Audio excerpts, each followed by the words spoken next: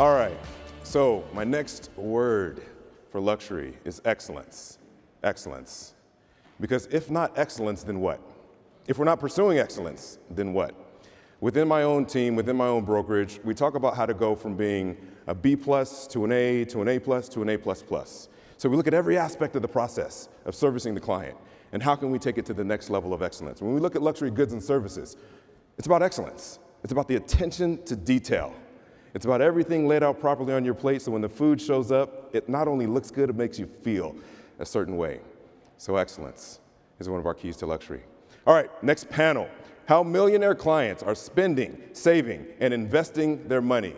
Joining us is Fran Katzen, Rachel King, and moderated by Marnie Blanco.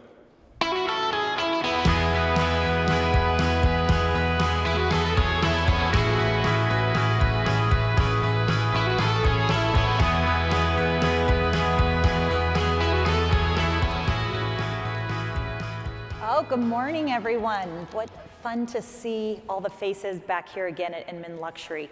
Hi, I'm Marnie Blanco. I'm the Vice President of Industry for Picasso.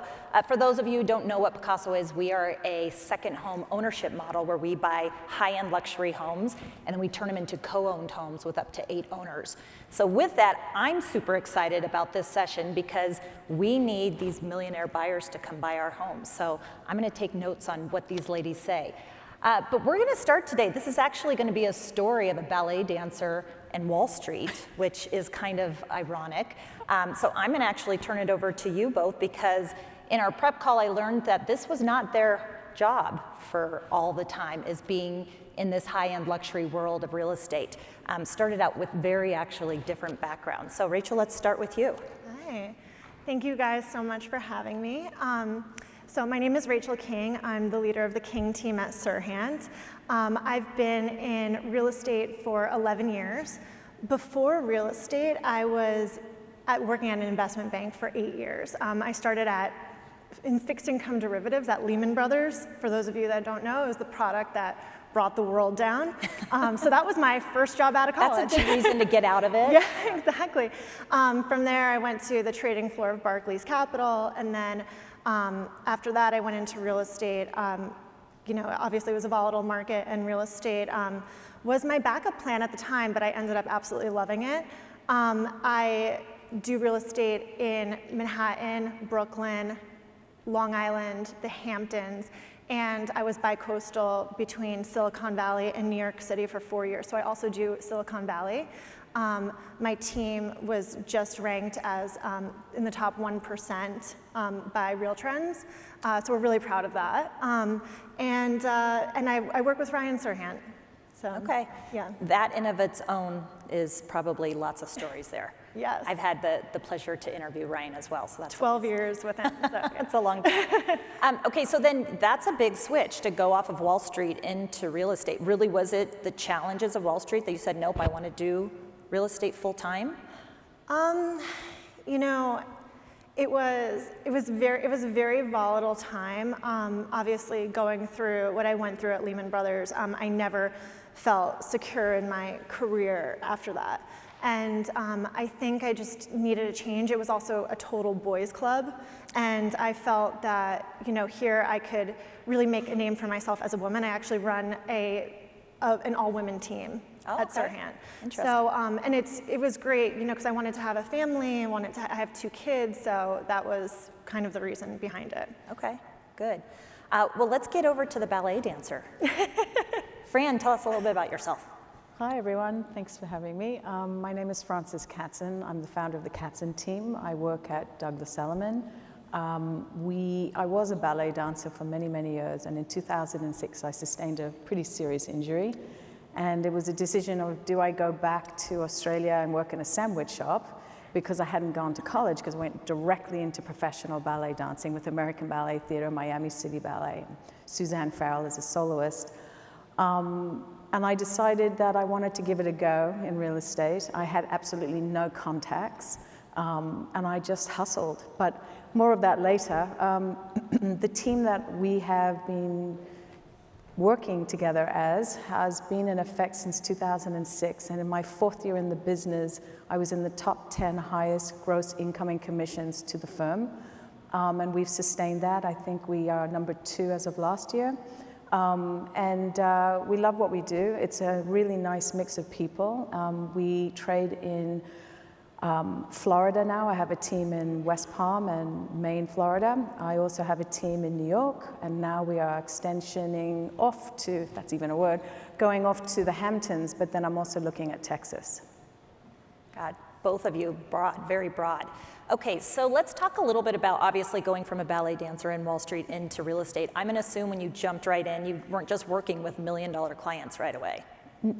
I had never done anything for the money. As a dancer, you don't dance for the money. You do it because you love to dance. So I was getting paid to do what I loved, which was the 1 percentile job. And I was high-fiving myself because I got free pointe shoes. So I was stoked. And then I had to really figure out how I was going to segue. And my first check after I hustled was equivalent to 1 year earning as a ballet dancer. And that sort of really hit home the impact. But you're right, it doesn't come like that. You go after rentals and crumbs and hustle and schmooze and market, and then starts to come. So how did you start to, what was the pivot of working, real estate in general, moving into luxury, and starting to work with those millionaire clients? So I started in 2006 where there was no Street Easy. And so we were a little bit more of the gatekeeper in terms of information. And I remember my first break was an owner who couldn't get the sale done with another agent in my office. And I asked the manager to make an introduction. And I staged the property. It was a $2 million property.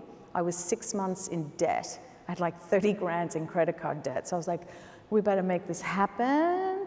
And I staged the apartment with my own furniture, schlepped it over, and I sold this $2 million deal. And I remember just thinking, okay, I can do this. This is it? Yeah. This is it. How about you, Rachel? When did you start working with the $1 million clients?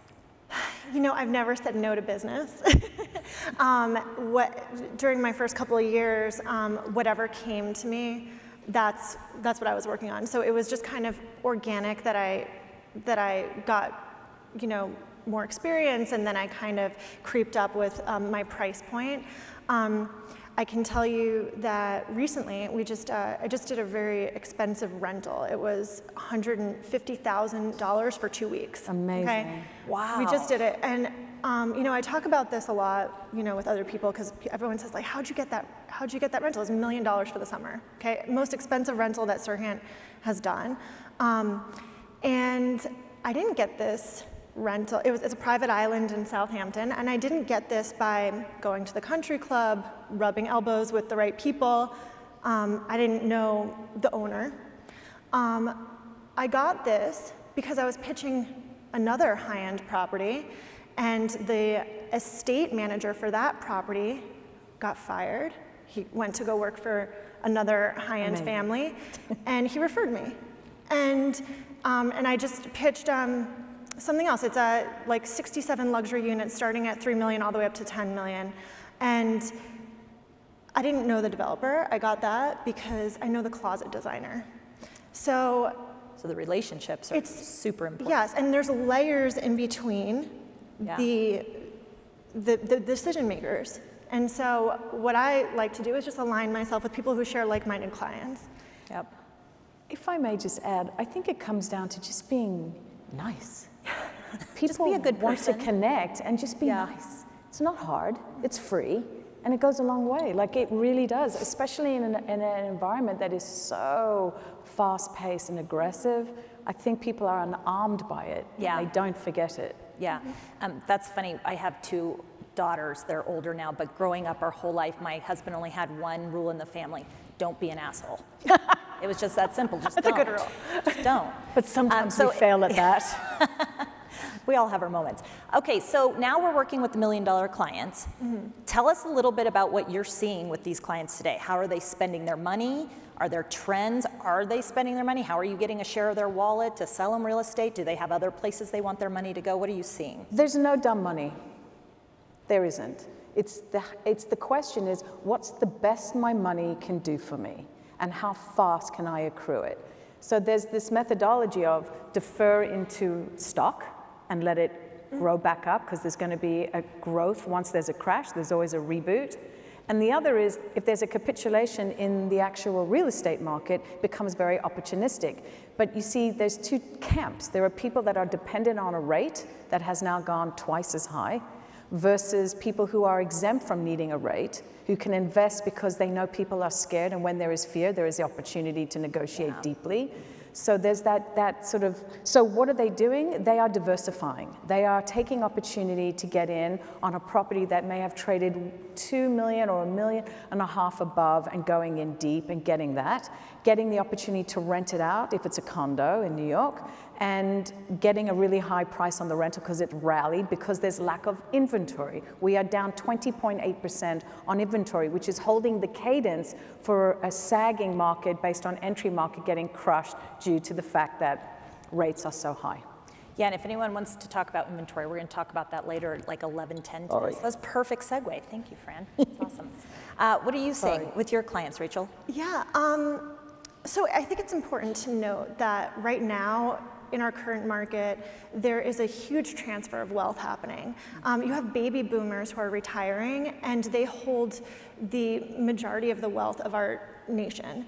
And so the average like high net worth client is, I think, 63 years old, okay? Yeah. So what are they looking for? These are people that have already made their fortune.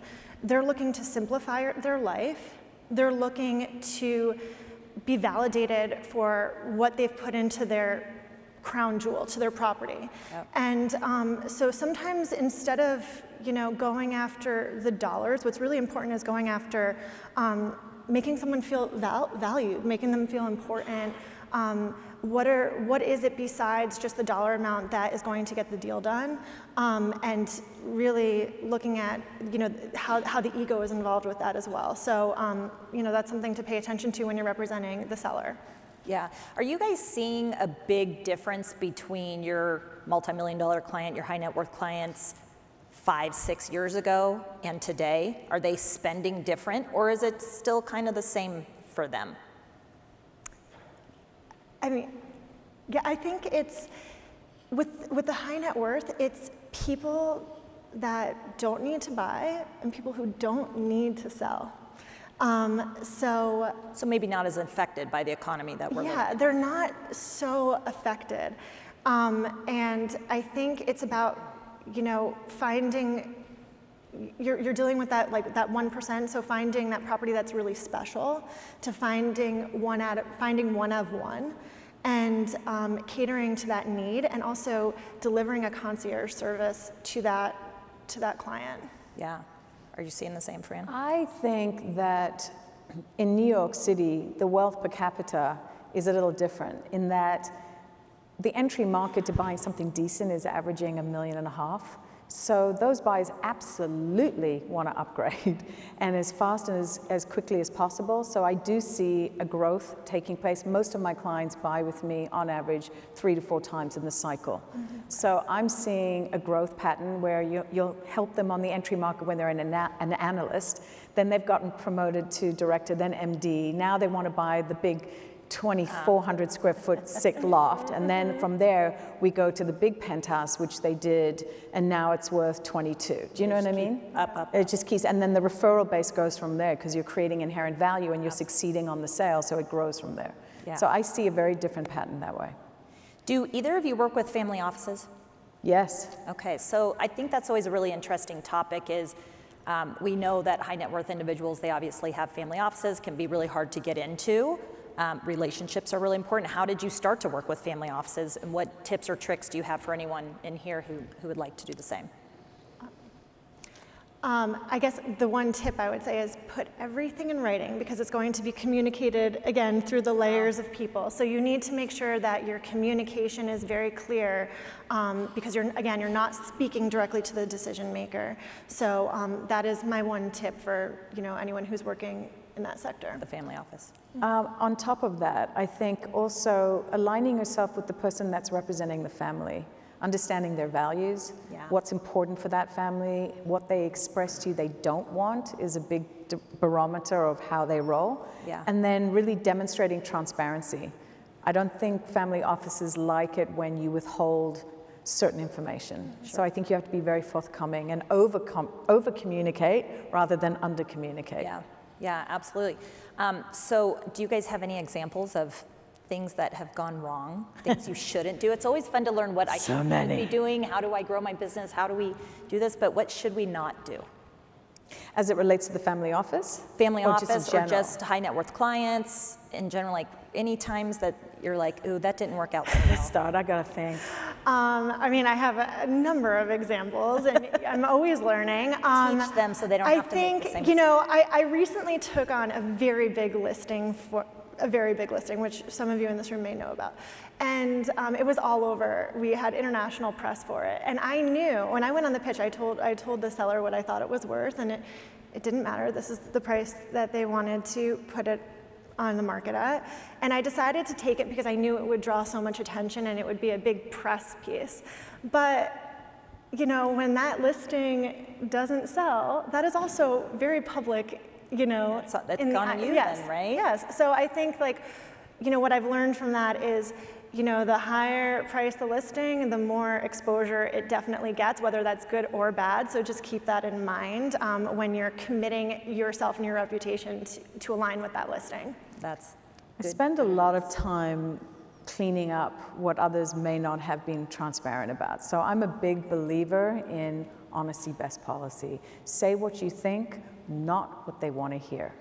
And when you do that, even if you don't get it the first time, they usually come back and say, you know, you told me that price and I didn't want to hear it. I'm now ready. And I think that that goes a long way for people. Tell the truth no matter what. I like it. I think be honest, be kind, be genuine. It's a simple recipe.